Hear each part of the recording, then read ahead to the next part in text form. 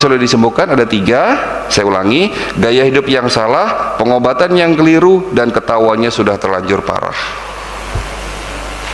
Sampai di sini ada pertanyaan? Kita masuk sesi tanya jawab ya. Tapi jangan pulang dulu, karena nanti ada hadiah yang mau saya berikan buat Bapak Ibu sekalian yang stay mendengarkan ceramah saya sampai selesai ya. Hari Minggu ya, libur tuh Pak, hari Minggu ya. Silakan Pak, saya tak izin minum ya Pak ya. Silakan Pak. Itu kejadiannya selalu di sana malam, yang berbilang entah jam 11 sampai jam 1. Yang pertama kejadian malam sekitar jam 9 ya, pada saat saya mengendarai motor. Terus yang kedua itu pada saat saya tidur. Itu kejadiannya jam 1 malam. Terus Berarti 2 kali Bapak kena serangan stroke? 3. Oh, 3 kali? Iya.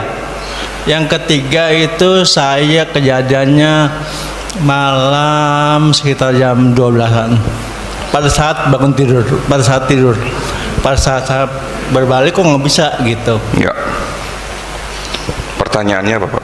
Pertanyaan saya, kenapa pada saat itu terjadi penyakit itu? Ya. Cukup? Ya. Sebetulnya kasus stroke itu terjadi bukan malam hari Pak. 60% kasus stroke yang saya tangani rata-rata di pagi hari subuh. Karena pada subuh hari itu darah kita tekanannya sedang rendah. Di saat oksigen di otak tidak masuk ke dalam otak, otak kita akan mengalami infak, kerusakan. Tetapi kalau malam hari berarti tekanan darahnya lagi tinggi-tingginya. Karena pada jam itu radikal bebas lagi tinggi-tingginya. Makanya pada jam itu tadi saya katakan jam 11 sampai jam 1 malam harus tidur pulas. Karena pada saat itu tekanan darah lagi tinggi-tingginya. Kalau pecah pembuluh darah, stroke. Stroke-nya sebelah kanan. Ya. Apa yang harus diobati oleh beliau? 1, ususnya dibersihkan, darahnya dibersihkan, saraf otaknya diperbaiki. Sumbatan pembuluh darah di otak ini dibuka semua. Nanti otak yang sudah mulai rusak dikasih nutrisi supaya terjadi regenerasi sel. Dan itu semua harus dengan teknologi karena sudah stroke. Sebetulnya sakit stroke itu bisa kita cegah dengan cara apa? Periksa. Di saat kita periksa medical check up, ketahuan tuh pembuluh darah otaknya ini ada sumbatan enggak? Ya, bahkan sumbatan di atas 70%. Saya banyak kasus ya. Rata-rata sumbatan itu 70%. Enggak ada tanda-tandanya. Kalau sudah 100% baru stroke gitu loh. Nah, inilah maksud saya, mencegah lebih baik daripada mengobati. Jangan nunggu rusak, jangan nunggu sakit baru berobat, tapi lakukan medical check up sebelum stroke. Sekarang saya tanya sama Bapak, sebelum Bapak kena serangan stroke yang pertama, ada nggak tanda-tandanya? Nggak ada toh. Nah, terjawab. Padahal yang namanya sakit stroke, sumbatan pembuluh darah di otak itu prosesnya lama nih.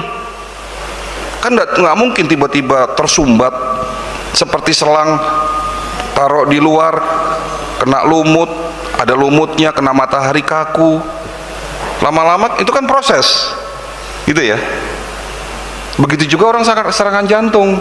Contoh Ashraf Sinclair, kata BCL istrinya, suami saya tidak pernah ada sakit-sakit jantung, tapi meninggal kena serangan jantung. Dulu Haji Mas Said meninggal kena serangan jantung di saat main futsal. Padahal kata istrinya nggak pernah Haji Mas Said itu ngeluhin sakit dada, sesek. Olahragawan kok. Loh, kok bisa olahragawan sakit jantung? Ya bisa. Satu hal yang belum dilakukan kebanyakan masyarakat kita, apa? Medical check up. Kenapa? Takut ketahuan penyakitnya dok kalau periksa. Itu terus yang menjadi alibi gitu loh. Takut ketahuan penyakitnya dok, ntar kalau tahu penyakitnya malah jadi stres.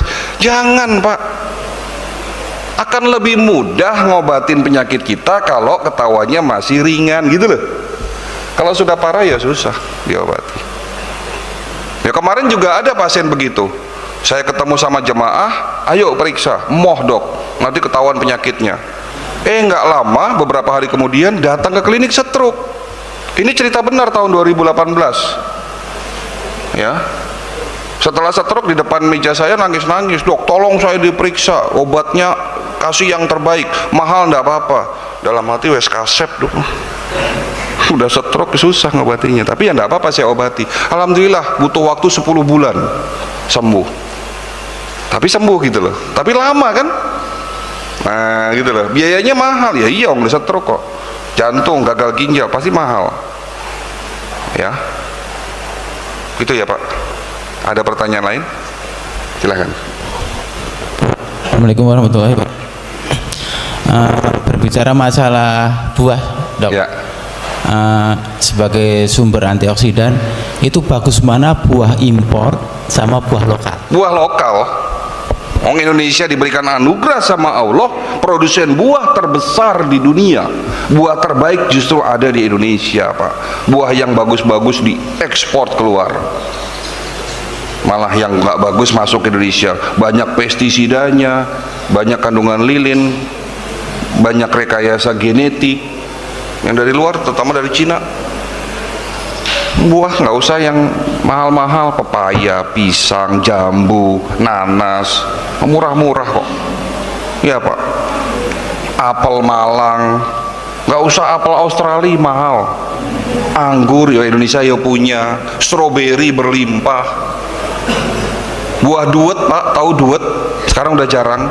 Itu kandungan antioksidannya tinggi loh Pak.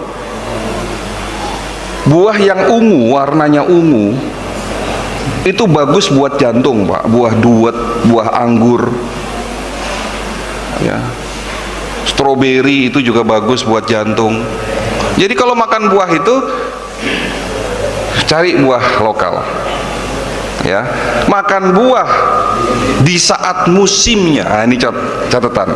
Makan buah itu di saat musimnya. Kalau makan durian ya jangan makan durian di luar musim durian loh Pak. Bukan karena susah dicari, bukan karena mahal, tapi kalau ada durian di luar musim durian, ini pasti ada something wrong nih.